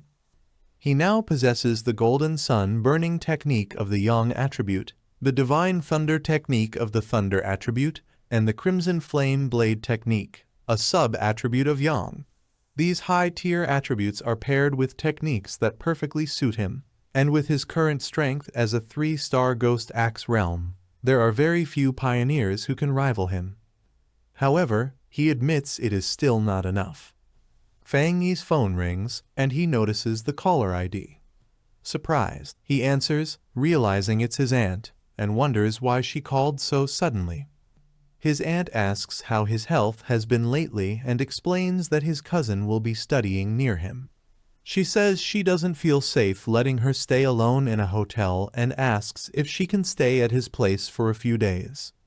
Fang Yi reacts with surprise, repeating the word cousin as he visualizes her.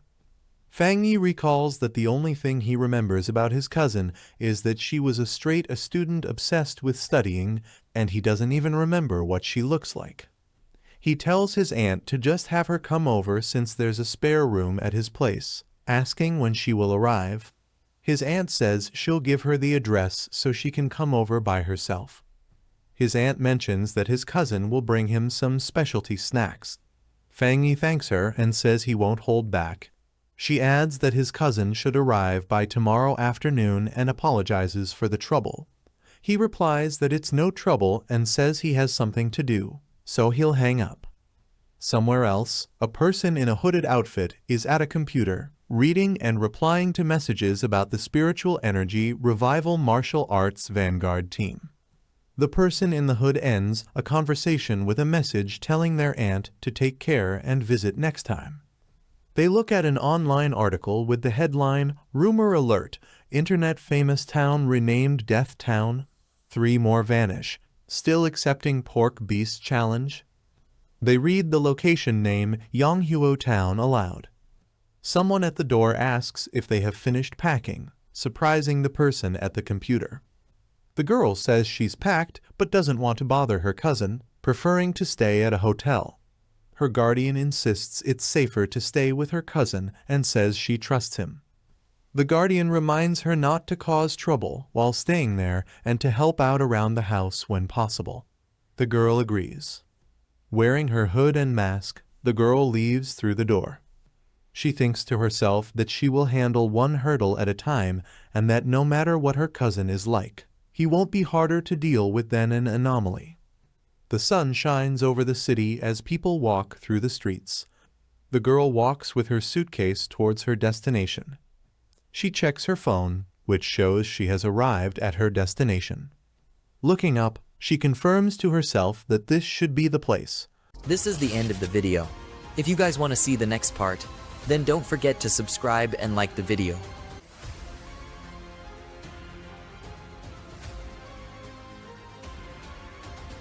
He entered the house, surprised to see someone waiting for him. The girl called out hesitantly, asking if he was her cousin. He stared at her, realizing he couldn't recognize her face, and asked if she was Lin Yiji. She quietly confirmed, keeping her composure. Later, the two sat together in the living room. He told her that if she ever needed anything, she could simply call him. She politely thanked him, addressing him as cousin, while the silence between them lingered.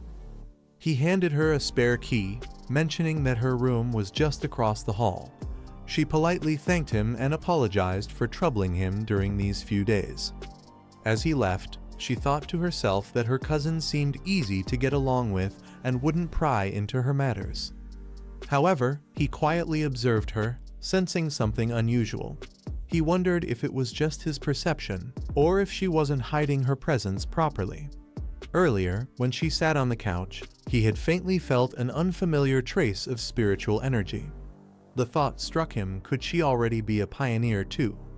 As he watched, her body emitted a glowing aura of energy, making him question whether her excuse about coming for summer camp was actually hiding a deeper reason.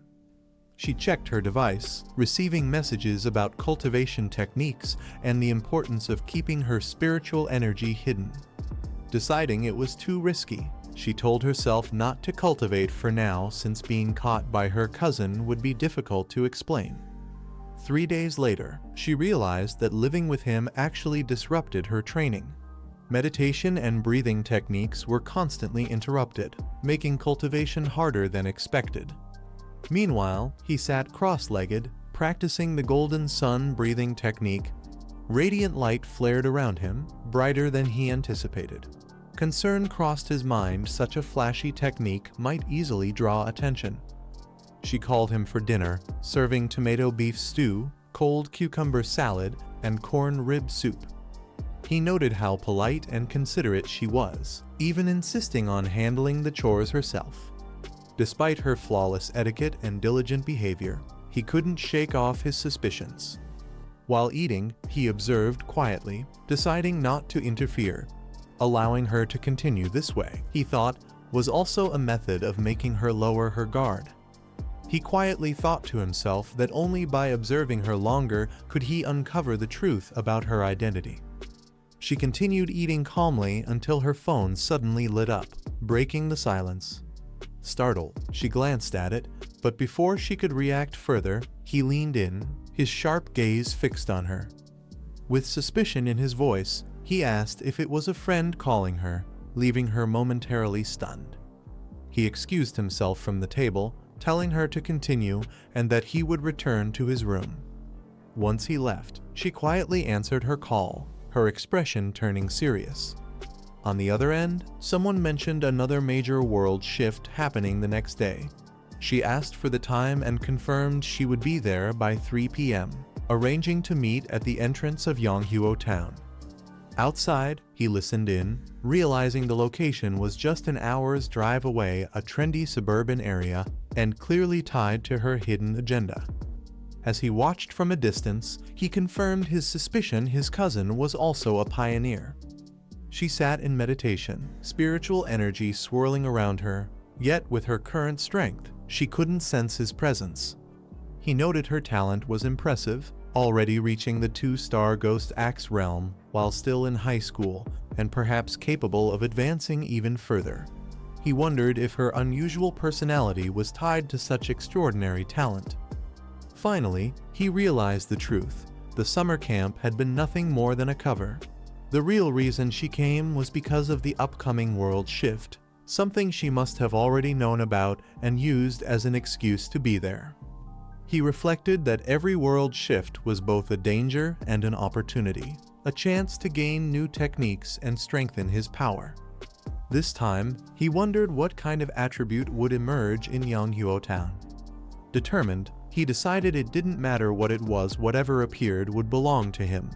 With resolve, he launched forward at full speed, heading straight for the town. Meanwhile, his cousin continued her meditation, but something felt off. A faint sense of strangeness lingered in her heart, as though she had overlooked something important. That night, she wondered if it was only her imagination or if someone had truly been watching her. The next day, the scene shifted to Yonghyo Town, a bustling place beneath the mountains. As she walked through the entrance, she was greeted by a cheerful friend calling out her name. Her friend teased her about staying at her cousin's house, asking if he was attractive. She brushed it off, her calm expression showing little reaction, even as the teasing continued. When her friend pressed further about her cousin's looks, she simply replied that he was a nice guy but looked plain and average, definitely not the flashy influencer type. Her friend sighed in disappointment, while another woman chuckled at the exchange. The red-haired woman reminded them that Yi herself once claimed to be just an ordinary person among the masses, though her presence suggested otherwise. Soon after, as the group gathered together, one of them spoke up, saying that since everyone had arrived, it was time to get to the main point. The group gathered in town, noting that one member hadn't shown up again. With only 6 of them present, they decided to move forward, commenting that her mysterious behavior was nothing new. Watching from a distance, he observed them carefully from a balcony. Dressed in a new outfit, he thought to himself that his cousin's team seemed rather low-key compared to what he had expected. He assessed the group carefully, noting that even the weakest among them had already reached the 2-star Ghost Axe realm, while the man who spoke earlier was at 3-star. From their words, it seemed there was also another powerful member who rarely appeared. Sitting calmly with his drink, he shifted his gaze toward the mountain above Yonghyo Town. His sharp eyes caught sight of a phenomenon, an enormous vine descending from the sky, signaling the beginning of the world shift. The massive vine stretched from the heavens down into the earth, towering over the mountains of Yonghyo Town. Its sudden appearance defied all previously known information about world shifts, making it difficult to comprehend. Observers were left stunned, acknowledging it was indeed a world shift, though uncertain whether it would lead to total collapse. The red-haired woman stared in disbelief, whispering that she wouldn't have believed it if she hadn't seen it with her own eyes. Everyone present felt the overwhelming presence of the vine, realizing they were witnessing something extraordinary and far beyond their expectations. As they approached the massive vine, one of the girls hesitated, urging the group not to go any further. Yi questioned her, asking why, and the girl admitted that after seeing it up close, her whole body felt cold, as if something was terribly wrong. Another mentioned the rumors circulating on the internal forums. A red-haired woman listened closely as the girl explained that she knew someone from a team who had tried to make contact with the vine during its last appearance. Those people weren't weak, they were far stronger than her, real pioneers, and not low-level by any means. The implication left the group uneasy, the danger of the vine suddenly feeling much more real. They pressed forward and found the area littered with bones entangled in the roots of the massive vine. It was clear that others had come here before them, but none had returned. The frightened girl clutched her head, trembling as she said she could feel it, they would meet the same fate as those who vanished. Her words painted a grim picture, imagining that not even their bones would be left to bury. The group stood on the eerie red ground beneath the vine, the atmosphere heavy with dread as the truth of the danger set in.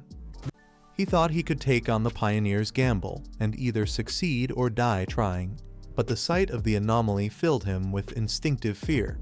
His intuition warned that this was no ordinary threat, it was a powerful, high-level mutation unlike anything seen before.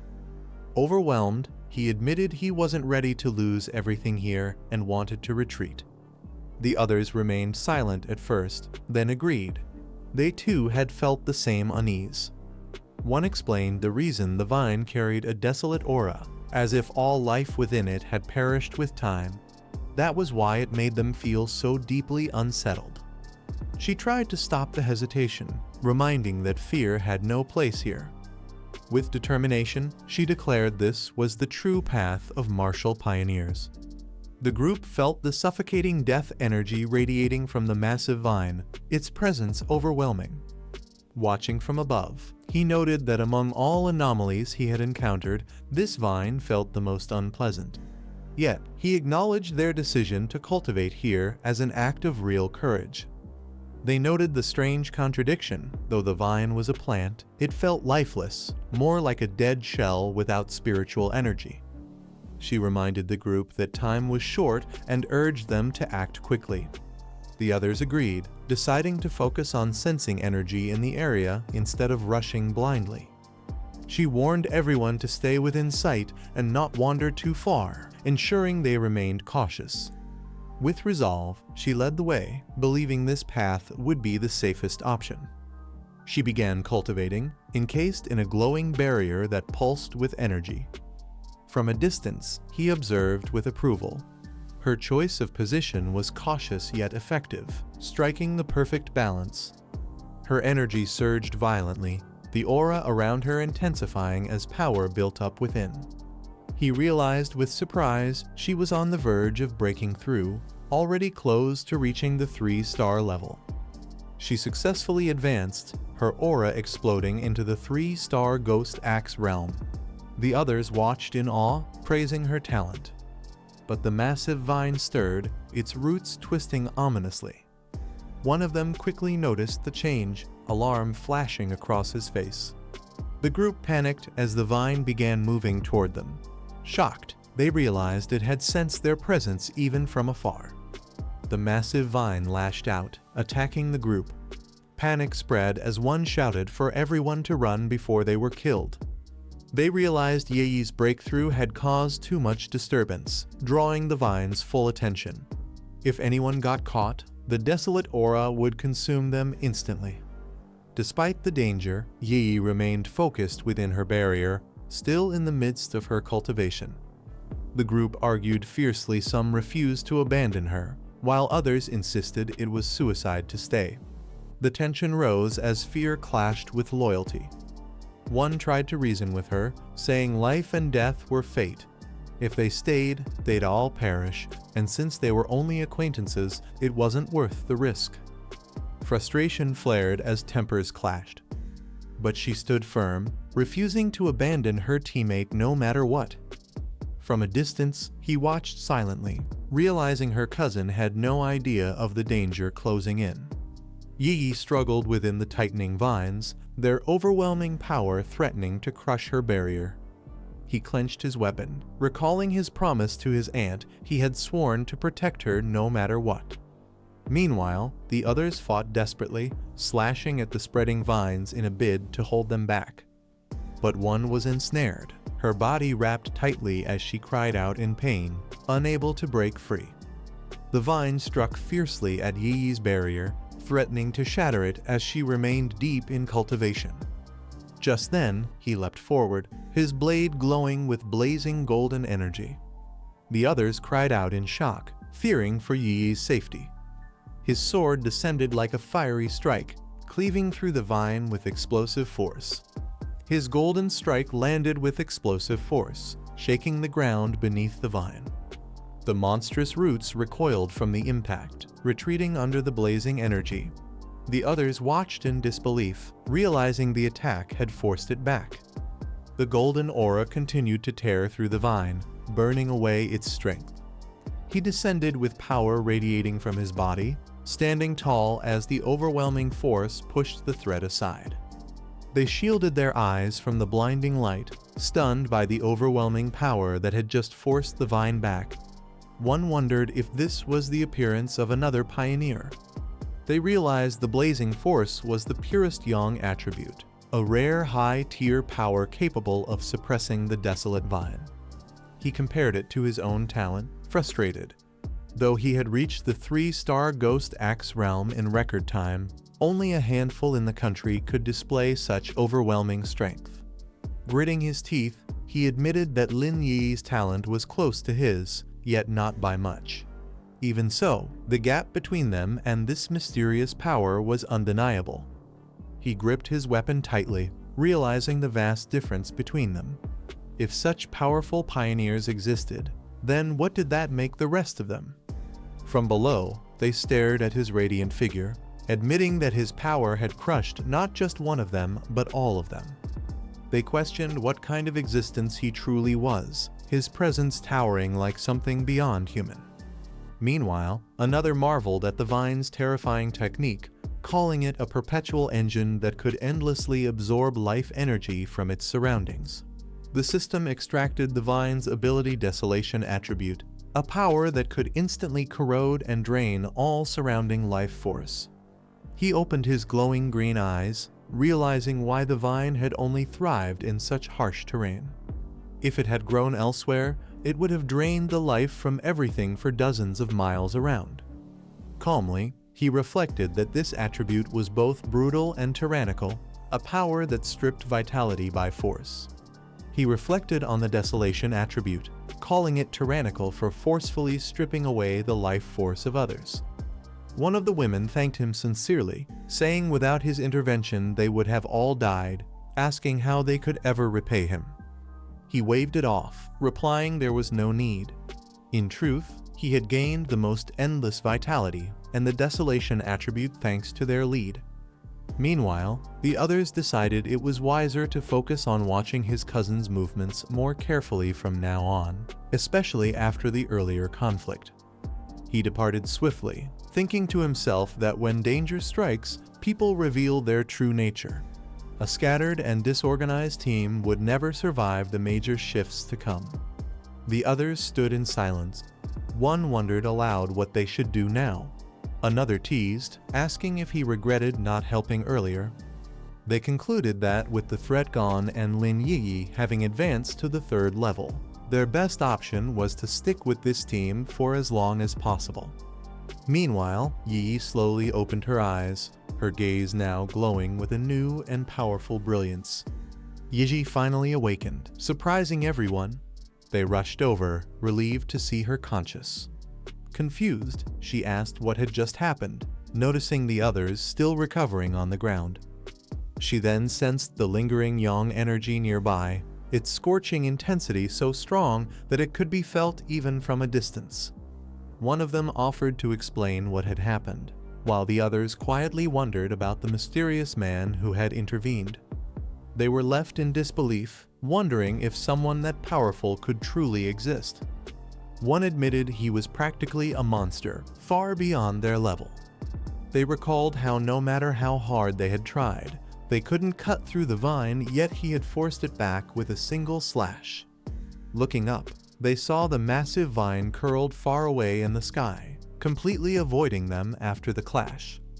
She thought about the man's lingering deterrent, noting how even after he left, the once raging vine had become meek and lifeless. When she returned home, he greeted her casually, surprised at her sudden appearance. He noticed her face looked pale and pointed it out with concern. She brushed it off with a smile, saying she was only tired from studying. He told her to rest after working so hard and suggested they order takeout for dinner. She agreed quietly. She reflected that breakthroughs were mentally exhausting, far worse than staying up all night for weeks. Lying down, she reminded herself that she was no longer ordinary, and even if she pushed herself harder, this was the path of a pioneer. The world was already changing. Meanwhile, he stepped outside, thinking that unlike his cousin, a normal life was no longer possible for him. She checked her phone and was surprised by a sudden message in the group chat. It was from Jia Lan, who instructed everyone to notify her if there was any trace of that powerhouse again. Others in the group speculated was the one who saved them the same figure who became famous at the Dark River Molten Dragon site. If so, why would someone of that level bother helping them? They recalled the overwhelming power of that slash, a burst of white light so intense that no pioneer of the same tier in Xia country could have possibly withstood it. He prepared to leave, thinking that Lin Yi would now likely lower her guard, allowing him to observe her movements more freely. Riding his bike through the night, he reminded himself it was time to figure out how to properly carry the desolation attribute. He reflected that the attribute leaned more toward plant-type entities, making it unique compared to others. But he also realized its sinister, corrosive nature could be dangerous. Placing it directly into his body might lead to severe negative effects. He considered that directly merging the desolation attribute with his body might conflict with his thunder attribute. Instead, he decided the best approach was to use an external medium, just like the strange ghost vine that had evolved after sensing spiritual energy revival. With determination in his eyes, he muttered that he now knew exactly where he needed to go. Under the moonlit sky, he rode his bike through the quiet mountain road, heading toward his next destination. He arrived at City Forest Park, parking his bike under the shade of a large tree. Walking into the field of flowers, he decided he needed to find a plant that resonated best with his spiritual energy, one that could become the lucky one. Closing his eyes, he calmed his mind, preparing to connect deeply with the surrounding energy. Soon, green spiritual light swirled around him, lifting his body as the plants began responding to his call. The plants around him began glowing faintly, seemingly responding to his spiritual energy. He noted the reaction was intense, yet still not sufficient for what he needed. Surrounded by swirling green light, he muttered that something stronger was required to succeed. Suddenly, he paused, sensing something unusual, his eyes lifting under the moonlight with sharp focus. In the glowing field, a single flower began to shine brighter than the rest, catching his attention. He wondered if this was the one. He slowly reached out his hand toward the flower, testing its resonance. As his finger touched the petals, the flower emitted a radiant green light, responding strongly to his energy.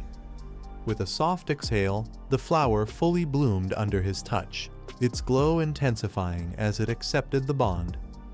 He examined the glowing wildflower, noting its unusual reaction to spiritual energy. It felt almost alive, clinging to his touch like a loyal pet. The flower's glow pulsed softly in his hand, fully resonating with his spiritual energy. He acknowledged its strong response and declared it the perfect vessel for embedding the desolation attribute, asking if it was ready. With a surge of green energy, he initiated the process, spiritual power swirling violently around the flower. As the system prompt appeared, asking if he wanted to embed the desolation attribute into the flower, his eyes glowed with determination. Without hesitation, he firmly answered yes, sealing his decision. The flower shone brilliantly in his hands, absorbing the green energy that surged wildly around him. The embedding process began, merging his power with the spiritual potential of the chosen flower. This is the end of the video. If you guys want to see the next part, then don't forget to subscribe and like the video.